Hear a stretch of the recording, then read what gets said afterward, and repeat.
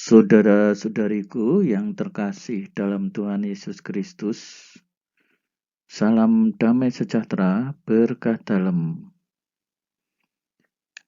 Kali ini saya menyediakan gagasan dan bahan permenungan untuk Advent keempat atau pekan keempat. Bahan dari Injil Lukas bab 1 ayat 39 sampai 56. Ya, bahan Injil Lukas ini lebih untuk peneguhan ya, Bapak Ibu saudara-saudariku. Nah, tema secara umum itu keluarga yang bersukacita dan berbuah.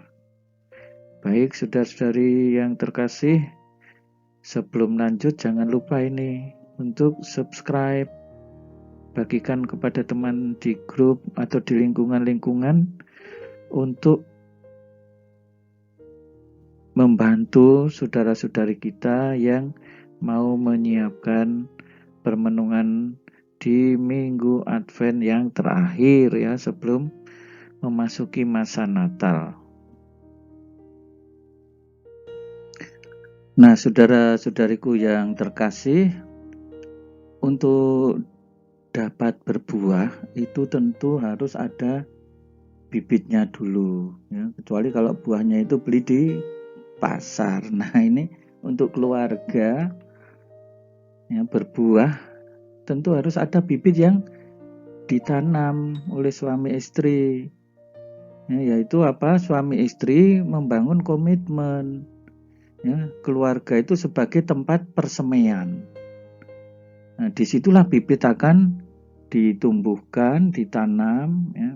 Bibit apa itu? Ya, bibit iman, bibit panggilan pada anak-anak ya, termasuk panggilan khusus sebagai imam, bruder ataupun suster. Nah, itu harus dimulai dari keluarga. Itu. Sementara saat ini boleh dikatakan dalam masa pandemi ini keluarga-keluarga terdampak oleh pandemi COVID tersebut. Tetapi dalam situasi seperti itu kita tetap diajak untuk semakin bertumbuh. Bibit yang sudah ditanam itu tetap harus ditumbuhkan. Nah, dengan cara seperti apa? Ya, berjuang dengan penuh sukacita agar berbuah dan bersukacita. Kalau tidak bertumbuh tentu tidak dapat menghasilkan buah. Nah, disinilah perjuangan itu, menumbuhkan sebelum sampai menghasilkan buah. Nah, saudara-saudariku yang terkasih, dalam minggu Advent sebelumnya gereja diajak untuk membangun komitmen. Nah, sebagai gereja mini, membangun identitas sebagai gereja mini dan menumbuhkan buah iman dalam gereja mini, termasuk menumbuhkan panggilan. Jadi apa yang selama ini kita renungkan dalam minggu Advent ketiga itu semakin ditumbuhkan. Dalam masa-masa sulit, sebagai gereja mini harus selalu berjuang ya. Karena gereja kita pun itu selalu dalam kondisi perjuangan untuk bisa menumbuhkan iman umat secara umum dan iman gereja. Sekarang refleksi menuju keluarga yang bersukacita dan berbuah. Nanti pertanyaan-pertanyaan ini dijawab sendiri ya dalam keluarga. Setiap kali setelah satu pertanyaan, video bisa di pause atau dihentikan sejenak. Lalu share, berbagi pengalaman untuk menjawab. Bagaimana suami istri membangun ketahanan keluarga, ya, khususnya di masa pandemi. Ya, ini supaya nanti keluarga ini bersukacita dan berbuah. Nah, kiranya apa saja saudara-saudariku yang terkasih. Yang kedua, bagaimana mewujudkan terbukanya akses informasi demi kesejahteraan hidup anak-anak. Nah, anak-anak di zaman sekarang ini membutuhkan akses informasi yang mencukupi atau memadai. Nantinya itu menjadi bagian untuk mewujudkan kesejahteraan hidup anak-anak. Ketiga, bagaimana mewujudkan gereja mini, seminari mini bagi pertumbuhan iman dan panggilan anak-anak. Tadi di dalam pengantar sebelumnya sudah saya sampaikan, ya, tetapi sekarang dijawab ini bagaimana untuk menumbuhkan iman dan panggilan anak-anak. Ya. Saya sebutkan salah satu di antaranya, sejak kecil anak dibiasakan untuk berdoa. Yang kecil-kecil untuk makan saja banyak keluarga-keluarga yang membiarkan anak-anaknya tidak berdoa saat makan. Lalu mewujudkan tumbuhnya kerjasama antar krisis center di wilayah kerja KAS. Ya, kalau ini tidak hanya keluarga ya, tetapi paguyuban keluarga atau lingkungan.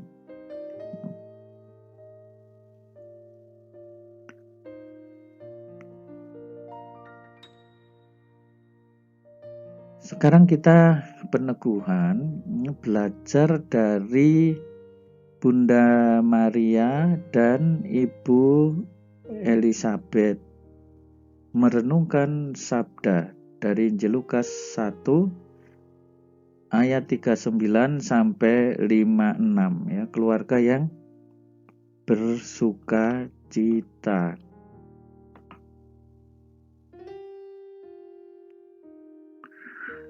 Beberapa waktu kemudian berangkatlah Maria langsung berjalan ke pegunungan menuju sebuah kota di Yehuda. Ia masuk ke rumah Zakaria dan memberi salam kepada Elizabeth. Nah, di minggu Advent yang keempat ini berisi kisah kunjungan Maria kepada Elizabeth. Dan kita diajak belajar dari para tokoh yang ada di sini ya. Ini tokoh iman. Ibu Maria, Ibu Elizabeth. Lalu di dalam kandungan Ibu Elizabeth tadi disebutkan anak yang meronjak kegirangan ya. Nanti dalam Injil selanjutnya, ayat selanjutnya, dialah Yohanes Pembaptis. Nah, kita lanjut dulu. Ketika Elizabeth mendengar salam Maria, melonjaklah anak dalam rahimnya. Elizabeth penuh dengan Roh Kudus, lalu berseru dengan suara nyaring, diberkatilah engkau di antara semua perempuan dan diberkatilah buah rahimmu. Bunda Maria yang pertama sebagai tokohnya ini, setelah menerima kedatangan malaikat Gabriel, pergi mengunjungi Elizabeth ya, suatu jarak tempuh yang sebenarnya cukup jauh karena berjarak hampir 150 km. Pertemuan Elizabeth dengan Ibu Maria ini menjadi peneguhan panggilan sebagai Ibu Tuhan. Jadi peneguhan bagi Ibu Maria, namun juga peneguhan bagi Ibu Elizabeth. Dikunjungi oleh Ibu Tuhan. Para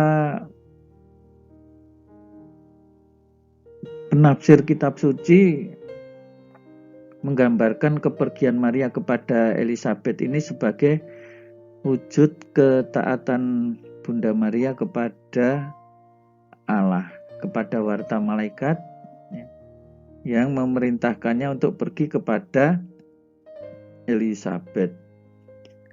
Nah, ini tentu disertai dengan semangat yang luar biasa ya, karena jarak yang begitu jauh itu. Ibu Maria yang baru saja menerima kasih karunia Allah, kali ini diajak untuk berbagi berkat. Harus belajar bahwa warta gembira, berkat itu, kasih karunia dari Allah itu yang boleh kita terima tidak untuk diri kita sendiri, tetapi mesti kita bagikan kepada sesama. Nah, kita diajak untuk berbagi berkat, berbagi kasih karunia, berbagi sukacita. Dan ini yang sudah dilakukan oleh Ibu Maria, sehingga Ibu Maria mau berlelah-lelah, berkorban waktu, ya tenaga, untuk sebuah perjalanan yang cukup jauh. Tokoh berikutnya itu Ibu Elizabeth. Sebagai tanggapan atas kehadiran Bunda Maria yang membawa sukacita dan berkat, Elizabeth disebut dipenuhi dengan Roh Kudus, ya. Dan bayi yang di dalam kandungannya pun ikut gembira, ya, melonjak anak di dalam rahim Ibu Elizabeth. Saudara-saudariku yang terkasih, kalau kita belajar dari sini, ya, kita selalu menerima kehadiran orang dengan hati tulus, dengan sukacita, apapun keadaan mereka, pasti perjumpaan itu akan saling membawa berkat. Ya, tidak hanya mereka saja, tetapi kita. Tidak hanya kita saja, tetapi mereka juga beroleh berkat. Dalam suasana seperti itulah, ya, berkat itu ada ketika kita saling memuji, menghormati, memberkati, dan seterusnya. Itu menumbuhkan sukacita.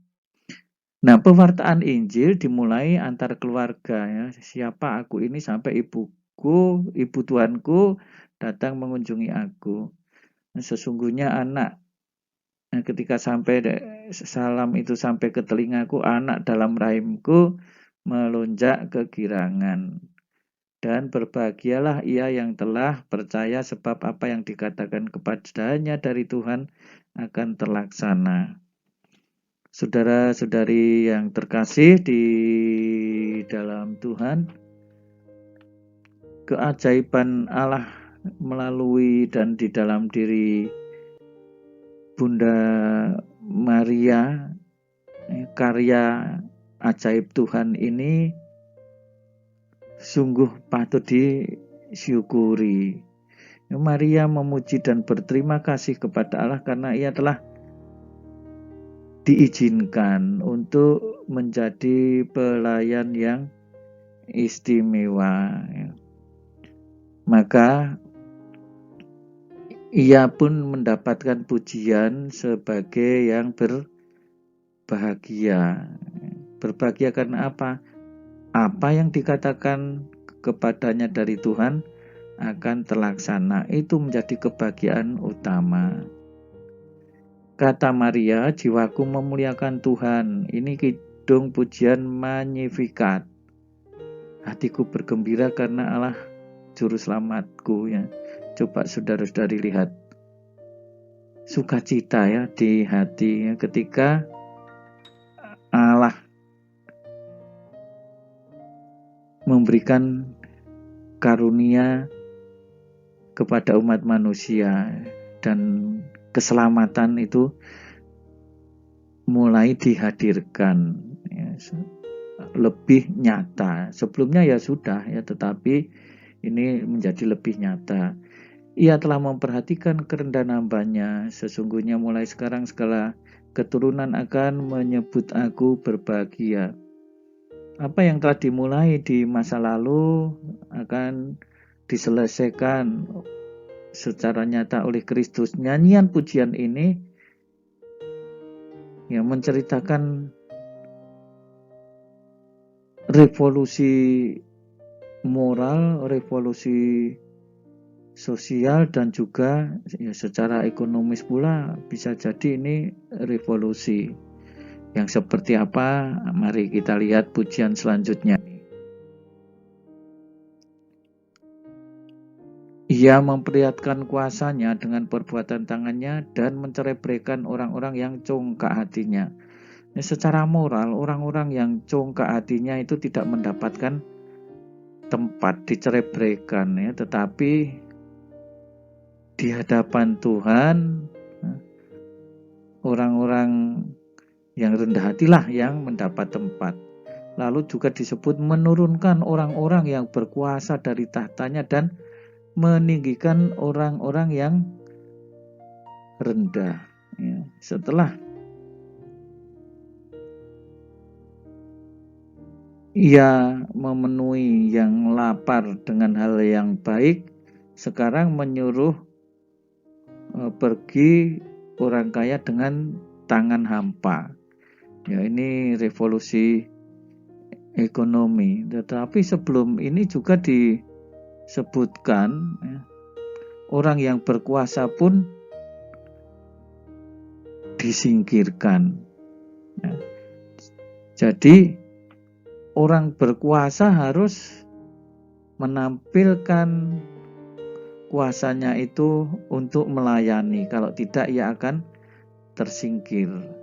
Dan inilah nanti yang putranya yang akan menjadi raja semesta alam, yaitu Yesus Kristus. Dia berkuasa, bukan berkuasa atau sebagai Mesias duniawi, tetapi Mesias yang akan menyelamatkan umat manusia dari dosa-dosanya, menolong Israel hambanya, mengingat rahmatnya, seperti yang dijanjikannya kepada nenek moyang kita, kepada Abraham dan keturunannya untuk selama-lamanya. Kira-kira 3 bulan lamanya ia tinggal bersama dengan Elisabeth lalu pulang ke rumahnya. Nah, saudara-saudari yang terkasih dalam Tuhan Yesus Kristus, bisa disebutkan di sini lengkaplah sudah pujian itu ya, sebagai pujian bahwa Allah telah bertindak, bahwa janji Allah melalui nenek moyangnya yaitu Abraham ternyata sudah terlaksana. Disinilah sukacita itu akan hadir, bertumbuh, berkembang. Kita akan melihat selanjutnya. Ini kira-kira peneguhannya seperti itu, Bapak Ibu, saudara-saudariku.